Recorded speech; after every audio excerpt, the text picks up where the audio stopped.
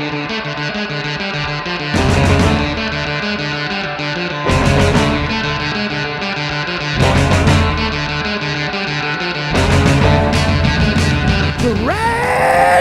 Radio, coming at you live on MP3 from high on a hill above beautiful Lake Washington.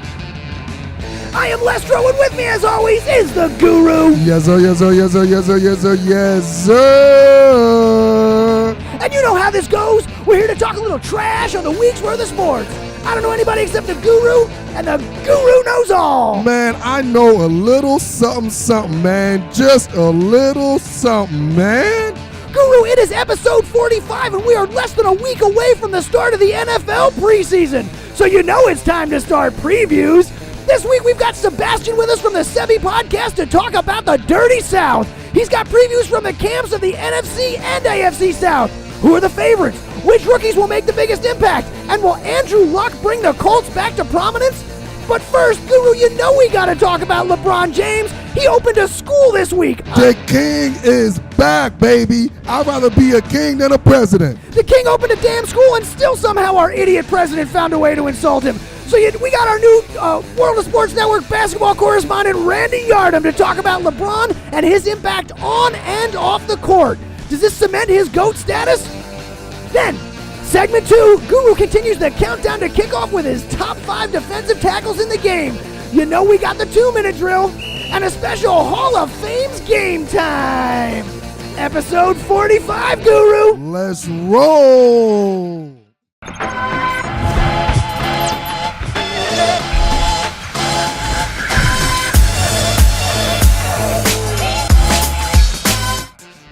Oh, man, I got to tell you, man, it is good to be here. I'm telling you, dude, it's like you losing, you're getting short of breath, man. I am, man. I'm exhausted from yesterday. Guru, it is good to see you. How are you doing, man? Man, I'm living the dream, man. Don't you pinch me, man. Don't you pinch me. I got to tell you, brother, you're absolutely right. I am a little bit out of breath. I had little Lestro all to myself on Saturday. Lestro's mom had some things to do, so she ran off, and I was... Hey, time out here. Did you hear? I'm going to stop you right here because I love Lestro's mom, and for you to just label her Lestro's mom. Mrs. Lestro. There you go. Yeah, Mrs. Lestro. You said Calvin's mom. Yeah, well, she had some stuff to do yesterday, went out to finally get away and get a break for herself, so I had the baby, and it was one of those things yesterday. I took him for a walk because he wasn't going to go for a nap. Was it like Big Daddy, you and Adam Sandler type of scene? A little bit, yeah. I let him choose his own name. It was the whole thing. But we went out for a walk yesterday, and he fell asleep about a half hour into it, and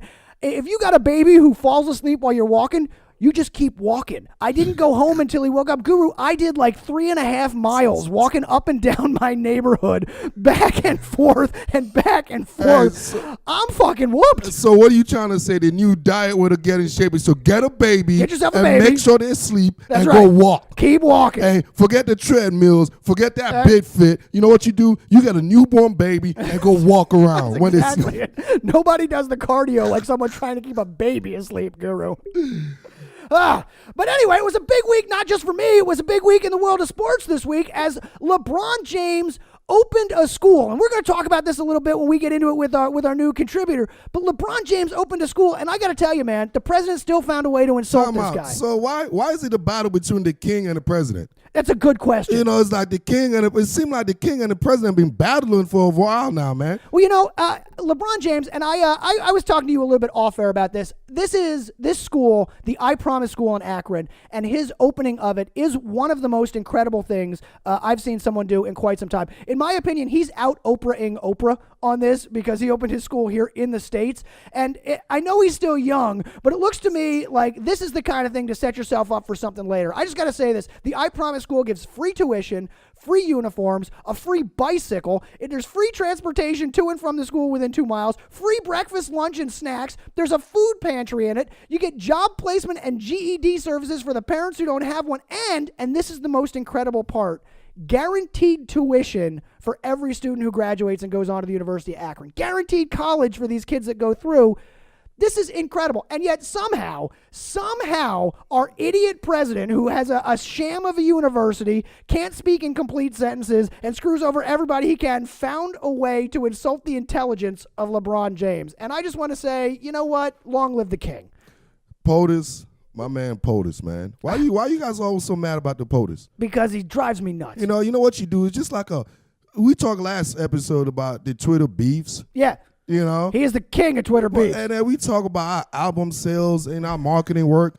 POTUS, I know you guys always, why the guru? I understand the POTUS. I understand him. He's a businessman. You know what you do? To just like Drake, to become the king, you got to bring the king down. Oh, that's a good point. You got to kill the king to be the king. So we've been talking about this. You got Simba. You got Lion King. We've been through all this. So does this cement LeBron James as the king? I mean, really, he is the guy now, right? You know what? Our boy over there, Randy, is really going to help us out with that. All right. And with that, let's go to Randy Yardom, who's our new contributor on the World of Sports Network, going to be one of our basketball contributors. We had a phone call with him to talk about this exact issue. So, Guru, let's get into it with Randy.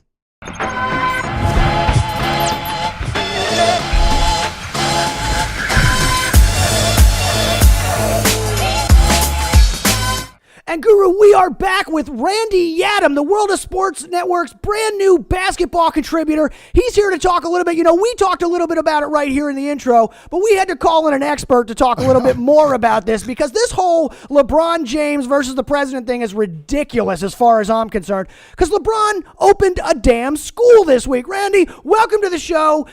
We're happy to have you here. Welcome aboard, man. Hey, man. Thanks for having me, guys. Appreciate it, Randy, man. Looking forward to having you. This is our first time, but I'm sure we're going to see you many, many other times. So I'm super excited. The Guru's excited about what's going on. I'm excited about the King. I'm excited about our Black Panther. I'm excited about Wakanda. I'm just excited about the King himself. Not the president, but the King. Absolutely. That's who I'm excited about. I agree with that. You know what? Because you're a president for a term, but you're a king forever. You're a king for life. You're a king forever. You're a president for terms, but you're a king forever.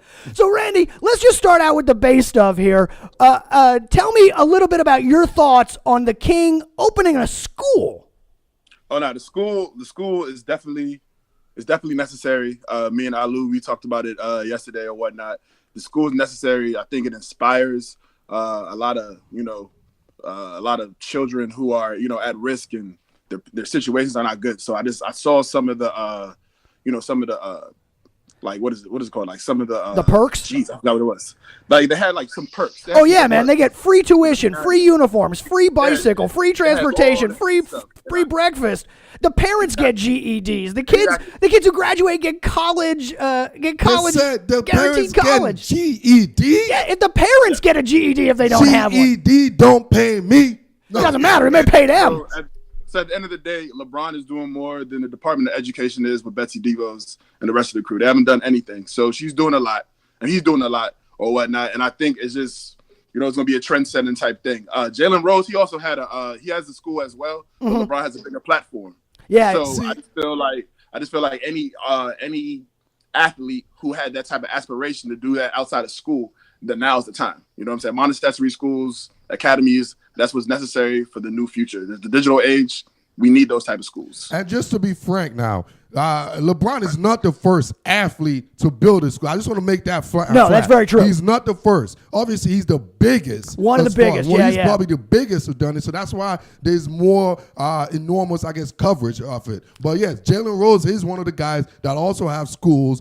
You have a lot of other lesser known players that do have schools, like in the inner cities or the neighborhoods where they're from. The charter school programs. So, but the thing is, you are right. As far as LeBron being the biggest, and it's also going to basically enhance everybody else to do more for the community, because that's what this is all about. Is giving back. And even if LeBron tried to keep it under wraps or whatnot, it would still be a big story because it's LeBron James. Well, that's my question then. Is this a bigger deal because it's LeBron than anybody else? And how do you think this factors into his legacy? Oh, I mean, he's like, if he doesn't win a ring from here on out, like he's still stamped as an icon. Like he's officially an icon. Like if you didn't think he was an icon or you felt like he lost those 6 championships and this, that, and the third, and he didn't live up to the hype, you have to at least call him an icon because what he's did on and off the court. Michael Jordan's an icon, but a lot of people in the black community don't respect Michael Jordan. You see what I'm saying? So now, LeBron James. Can I ask you one question real quick? I know because we're running out of time. I want to ask you just one question, all right? You mentioned LeBron and Michael Jordan's situation, all right? One thing I want to do, as far as in the African American community, obviously we're in that community. LeBron is being our spokesperson. I just want to ask this specific question. Who's bigger impact as far as socially? Would it be LeBron or Kaepernick? Oh, that's as far as Kaepernick goes, I have my views on Kaepernick. I feel like Kaepernick did his kind of. I feel like it's kind of out of spite with Kaepernick because he was on his way out of the NFL. We don't like to talk about that, but again, I will take any type of contribution that comes to the black community. But let's not act like Kaepernick did it on some Jesse Owens status. I feel like the craziest thing is we had a conversation yesterday. I feel like Jay-Z matches what LeBron does. Jay-Z based on. Yeah, I feel like Jay-Z. That's who I feel personally. It's not no knock towards LeBron, but Jay-Z has been consistent on his end too. But outside of athletes, LeBron might be that new face. So Kaepernick talking about the police situation, the racial profiling. It's a little bit different than LeBron developing in school. I guess I was just trying to get from your personal opinion, what's the big difference? Because I personally felt Kaepernick and LeBron did what they did for the community is great, and I feel like Kaepernick did a little bit more because he actually sacrificed his livelihood. What he did, and that's what I mean by the sacrifice. That's what I mean by sacrifice. His career was already on the fence. Like he was damn near. He was damn near out of the league as a starter. Well, I would say, as a starter, that might be true. I think he might not have been there. He definitely was on his way out in San Francisco, but I think without the cloud over his head, Kaepernick's still playing somewhere today. Because I think he's better than half these bozos. Him adding that spice. Listen, him adding that spice about racial profile and all that stuff. It definitely made things worse. But I do feel like he did things out of spite. He was losing the spot. Harbaugh's not there. It was so many things that happened. He got mad. He met the new girl. He got more woke. That's all I'm saying. So I'm just saying, just to put it out there, police profiling was happening at the same time. Oh yeah, right. Oh, it's never going away. It was happening. But you know what's more risky when somebody at a higher level as LeBron puts it all out there. That's more risky. The fact that he put it all out there and he's an icon. But the difference is LeBron didn't take a stand, right? He did something about it. Kaepernick also did. Kaepernick took his checks, his earning, that went and see what he have done after all that. So when you said he did out of spite, that means after he was done with football, he would have continued. But I said partially spite. I'm just trying to say I don't feel like he did it 100% from out the heart. I feel like it's partially spite. Like he's seen himself out of the locker room. He's seen himself out of San Francisco. You know what I'm saying? And sometimes there's several players in the NFL who are good or could at least be a backup, and then sometimes they just blacklist them. Yeah, players do get blacklisted. Yeah, you see what I'm saying? So all I'm saying is that Kaepernick, he did what he did, but it was out of spite. And one day they love you, next day they hate you. He realized that. He's seen the racism once everything went downhill, and then that's when he started becoming more conscious. Okay, I feel like. So, Randy, before we let you go, I want to go back to, because we talked about him before. Now, part of the president's attack on this, he said, I like Mike. And Jordan came out with the weakest possible support of LeBron James that he possibly could. But I want to ask you this. As our basketball guy, who do you think of the two of them? Because it's the big discussion. Who's the GOAT? And do you use LeBron James's outside of the court? Do you use that to factor into your decision? Well, LeBron wins 5 rings, and he doesn't hit 6. And he keeps on doing these contributions, he's going to end up being better than MJ. But, I mean, obviously, Michael Jordan is the best player to ever play the game. But nobody in the black community supports Michael Jordan. So it's just going to be like that. Like, Michael Jordan's a sellout. He doesn't know when to speak. You know what I'm saying? He's backed away from several issues in the 90s. Like, no. Like, he invests in prisons.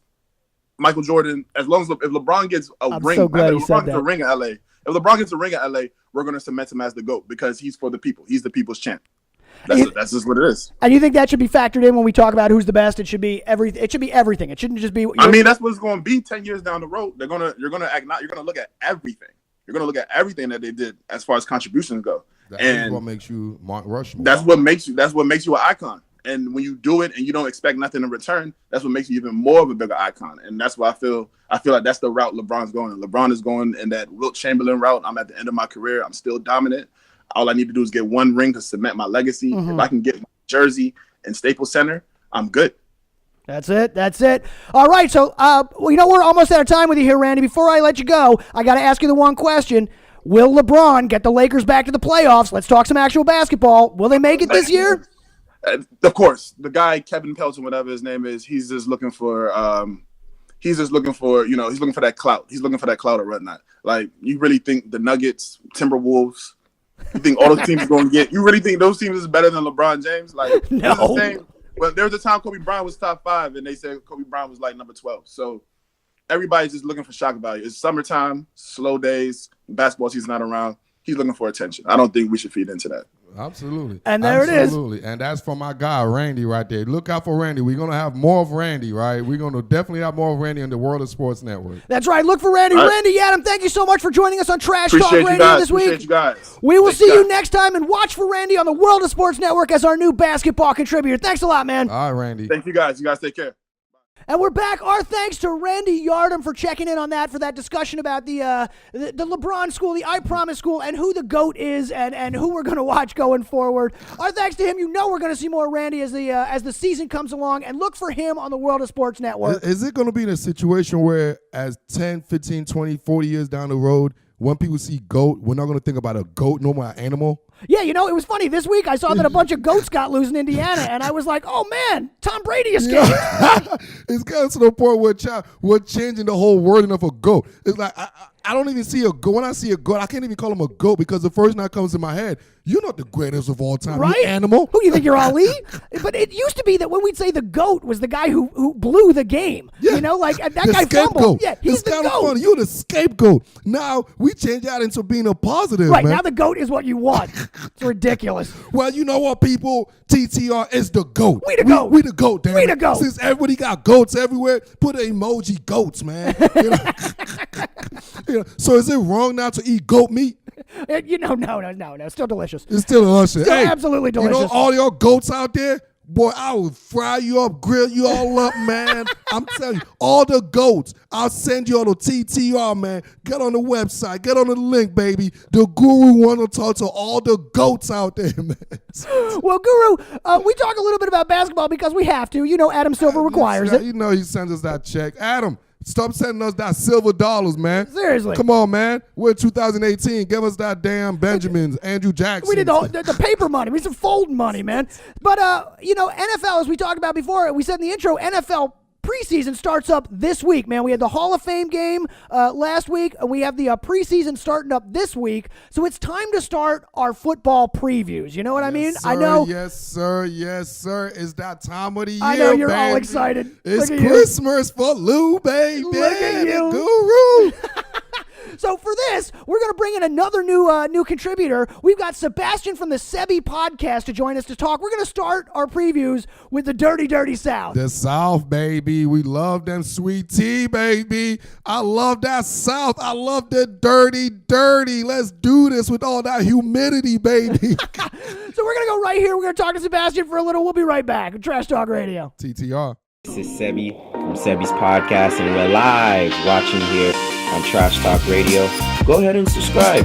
Remember to leave some fire comments below. And we're back on Trash Talk Radio with the World of Sports Network's new NFL South correspondent, It's that training camp season, baby. Sebastion from the Sebi podcast, joining us on the Skype. Welcome to the show, man. Thanks for joining us. Welcome. Welcome, man. It's an honor to be here. Thank you guys. It's a pleasure to be on Trash Talk Radio. The NFL season is right around the corner, so we're excited, we're pumped, we're thrilled, and we're ready to go. That's what I like to hear, man. Yes, sir, Love that baby. energy. Our first time we're doing this, actually, just to give the audience a little example, we're going to, moving forward as far as training camp season, Yep. We're going to channel and get experts from different sides, different divisions, and different conference, so we know what's going on, because that's what y'all want to see. Y'all want to know what's really going on Right. in your favorite team, your division, who's going to go to the Super Bowl, so on and so on. So y'all stay tuned. This is going to be exciting, man. So bringing it in first for us, all the way from the dirty South down there in Orlando, Sebastion, man. What do you want to talk about first? Do you want to talk about the NFC or the AFC? I'll leave it to you. Yeah, because we just make sure. Well, let's talk about the loaded NFC South division. That's right. Now, Guru says this is the toughest division in football right now, with this team going with all those teams in there right now. You got the Panthers, you got the Saints, you got the Bucks, but I'm not sure if they count, and you got the Falcons down there as well. The Falcons, who might have one of the top 3 talented rosters in the whole entire NFL. So, Sebastion, 3 of these teams like to consider themselves Super Bowl contenders this year. Tell me a little bit, man. What's going on in the NFC South? Absolutely. So I'll start off with the Carolina Panthers, which one of the 3 teams that believe that they are the team to beat. So right now in Carolina Panthers in Charlotte, there's a new guy in the block. North Turner is the offensive coordinator right now for Cam Newton. And it's crazy to think. Cam Newton's entering his 9th season. I remember when he just entered the draft in 2008. That is nuts. 9 years. Yeah, wow. Which is actually crazy. So North Turner's ideal, what he wants to do this season is make sure that Cam Newton gets guys like second-year man Christian McCaffrey the ball, Devin Funches. He want to simplify the game for Cameron Durrell Newton so that he can at least complete 65% of his passes. Yeah, he doesn't want to change his game. He doesn't want to change his game. Is to get him more completions. Now, we heard just this week, Kelvin Benjamin, who's no longer with Carolina, was complaining that if he had a better quarterback, his name would be up there. That's always the thing with Cam. It's always been a thing with him from college to transition to the league. It's always his completion percentage, his accuracy. So that's always been a concern. And now he just said 9 years? 9 years. Wow. In my collection in the league, 9 years. You are who you are.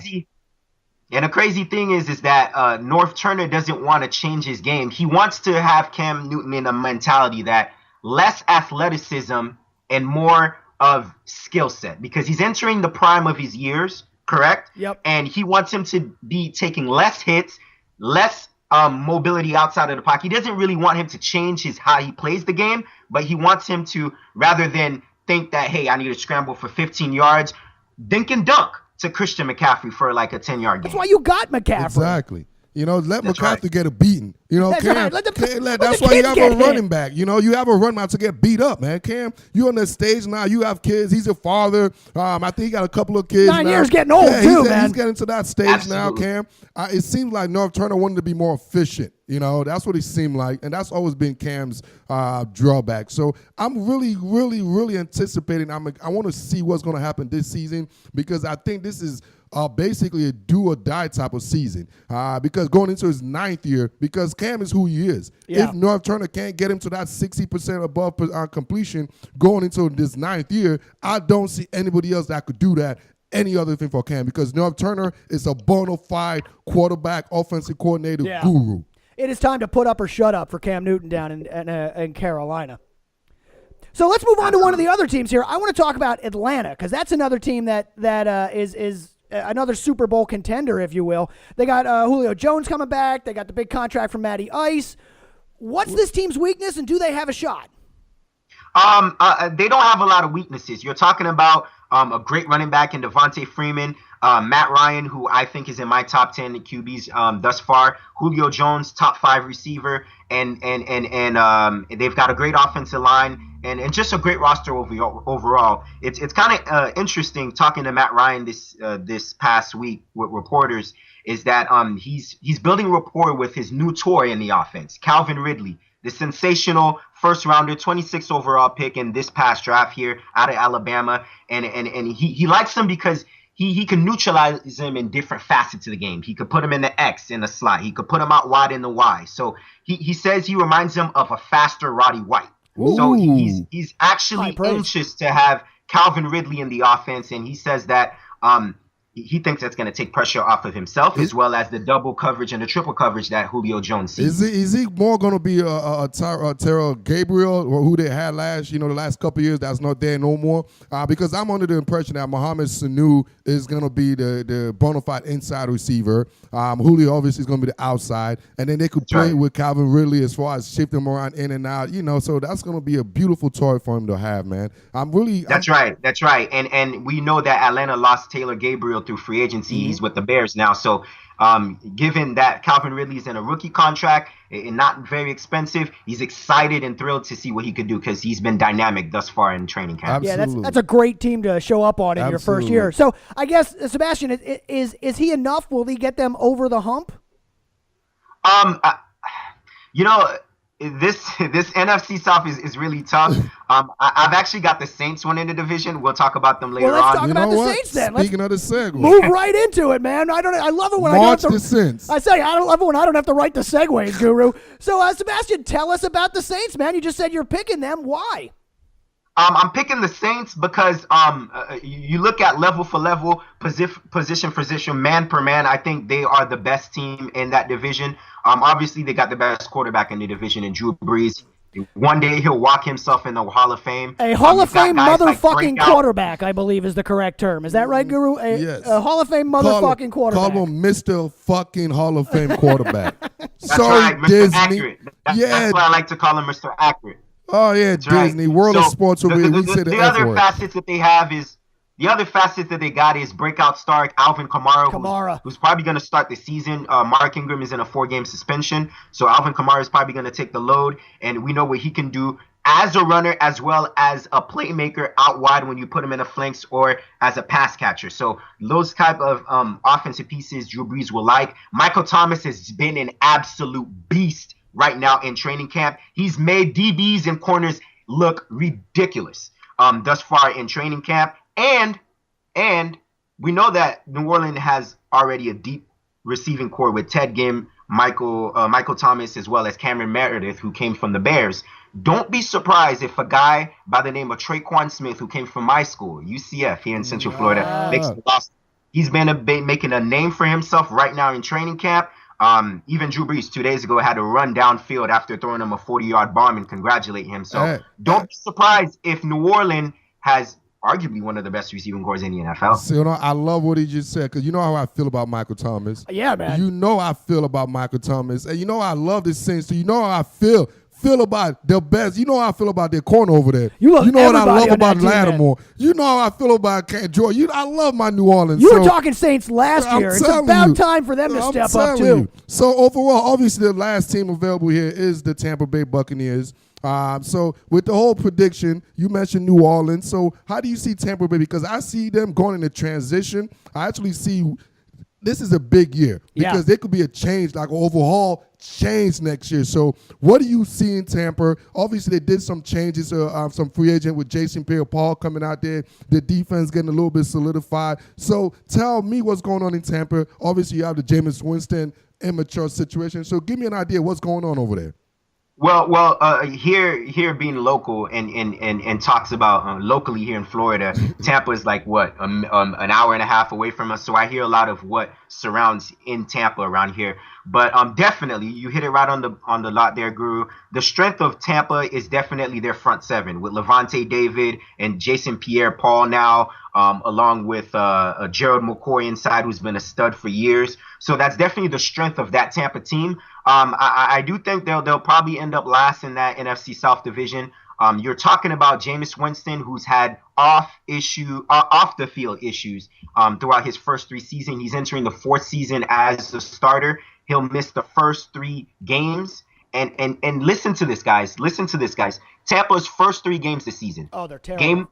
Week 1, they play the Saints. Week 2, they play the Eagles. And in week 3, they have a home game with the Steelers. They can potentially start 0-3 without Jameis Winston and Ryan Fitzpatrick. To be fair, they could have started 0-3 with Jameis Winston on that. I mean, that's a hell of an opening. So do you? Well, that's one heck of a schedule. That's one heck of a schedule to think about. But just thinking without Jameis Winston and Ryan Fitzpatrick, who's a competent backup, but isn't Jameis Winston, of course.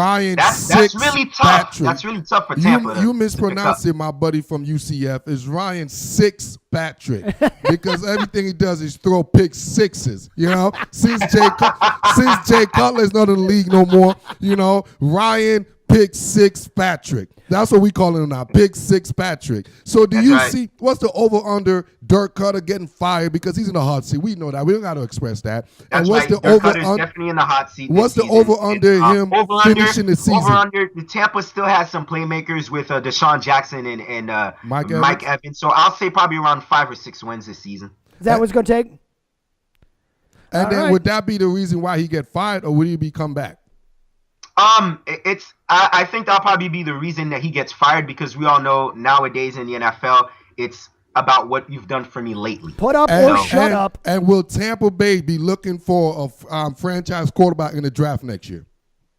Perhaps. Now, next year's draft is not really loaded with a lot of QB talent, but there's more defensive talent per se. But I do think they'll probably look for a guy probably in the 2nd or the 3rd round. Okay. I do believe so. All right, so Sebastion, that's the NFC South. You're picking the Saints in that absolutely loaded division of the NFC South. Let's head over to the AFC and talk a little bit about there, because in the AFC, as near as I can tell, the 2 big storylines are the returning quarterbacks. The Houston Texans are getting Watson back, and the Colts are actually apparently getting Andrew Luck back finally. So just give us your overall thoughts, first of all, on the AFC South, and then on those 2 guys. Well, right now I understand that Watson is coming back, and that's huge for the Texans. I just think that to me at least, the AFC South is just a 2-man race. Jacksonville is in unfamiliar ground because they've always been the hunter. Mm-hmm. Now they're the hunted. Right. Winning the AFC South last year. Their core nucleus with Telvin Smith, Calais Campbell, Boye, Ramsey, all these guys are coming back.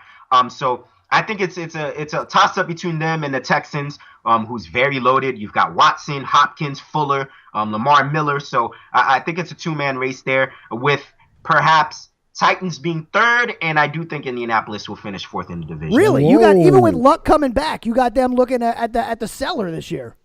Absolutely. I just think there's a lot of uncertainty. You know, the defense, you're getting the aging Vontae Davis.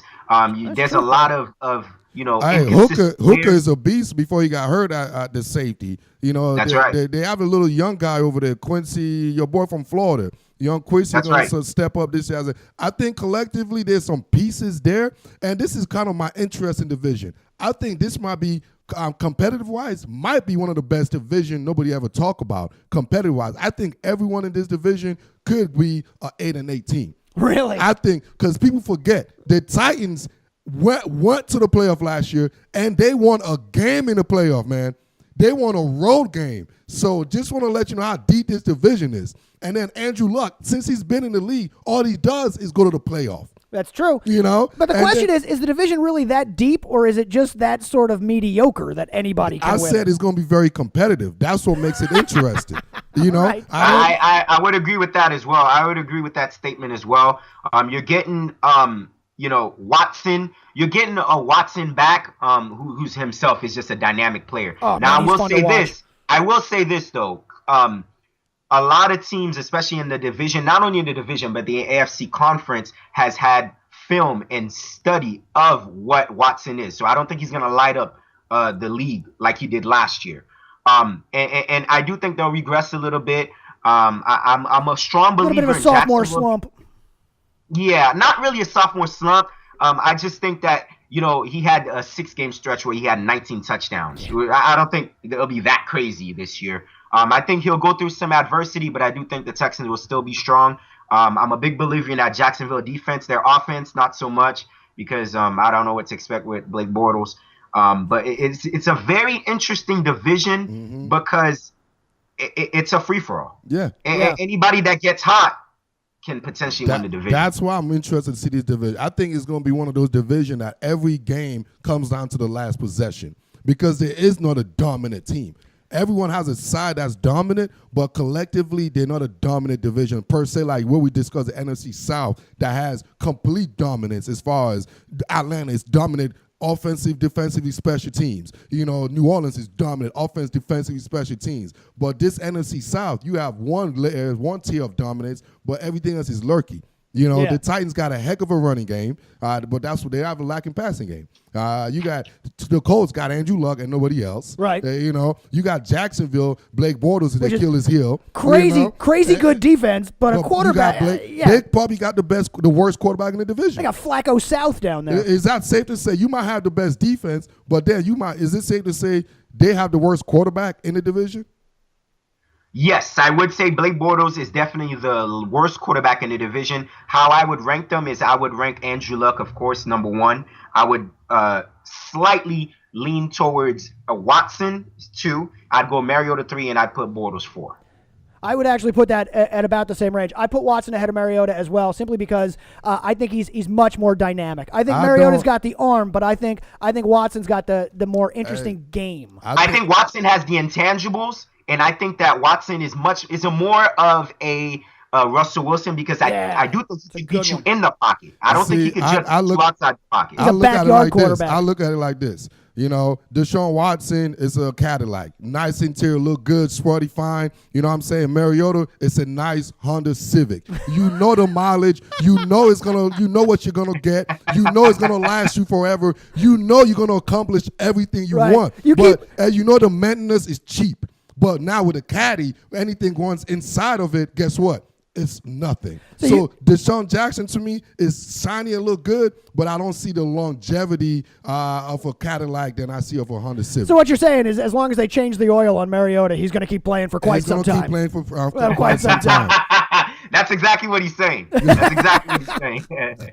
Well, Sebastion, we are almost out of time with you again this week. I really appreciate you calling in. Before we let you go, I just want to ask about the AFC South one more thing. Who's going to make the difference in this division? Who's going to make the difference in this division? I do think two guys to kind of think of, because I did pick between Houston and Jacksonville to eventually win the division. So let me start off with Jacksonville. Blake Bortles is going to make the difference for Jacksonville. If he can stay away from turnovers, he doesn't have to be great.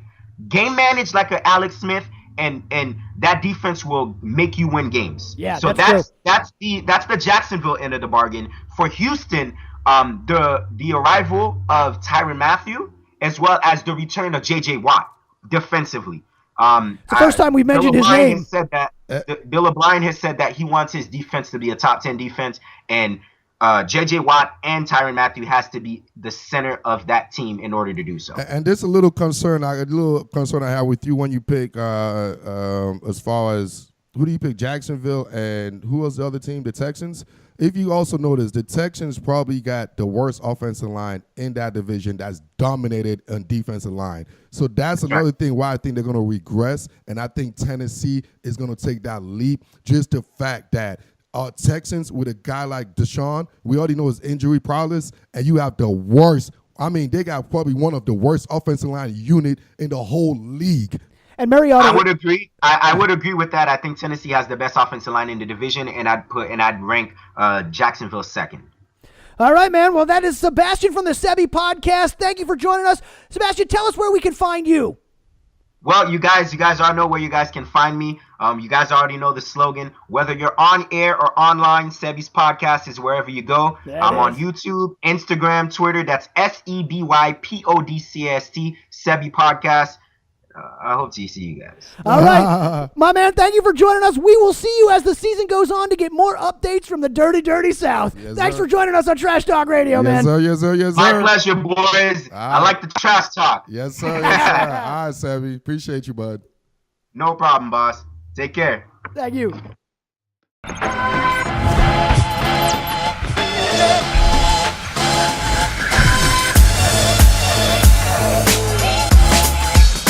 Guru, that kid knows what he's talking about, man. I'll tell you what, that was a good interview with Sebastion from the Sebi Podcast.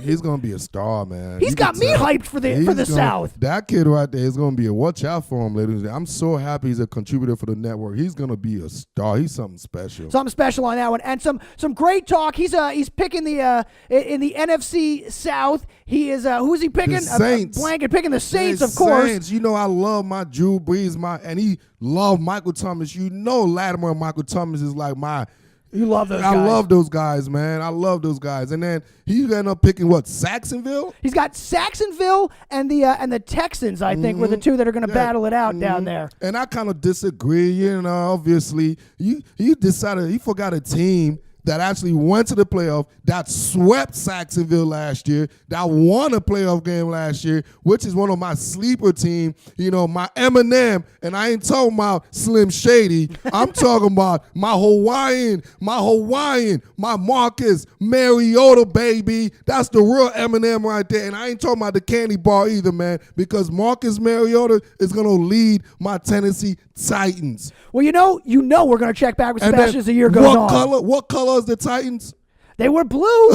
You know, so do the Colts, though. So it could be a matter of which blue team gets it. Exactly. So we'll check back with Sebastion later on in the season. You know we will. But for now, Guru, we got to take a quick break here on Trash Talk Radio. We'll be back with segment 2. You know, in segment 2, we got your top 5 defensive tackles on this one. We've got the 2-minute drill, and we got a special Hall of Fame game time coming up. So stick around. Trash Talk Radio. TTR.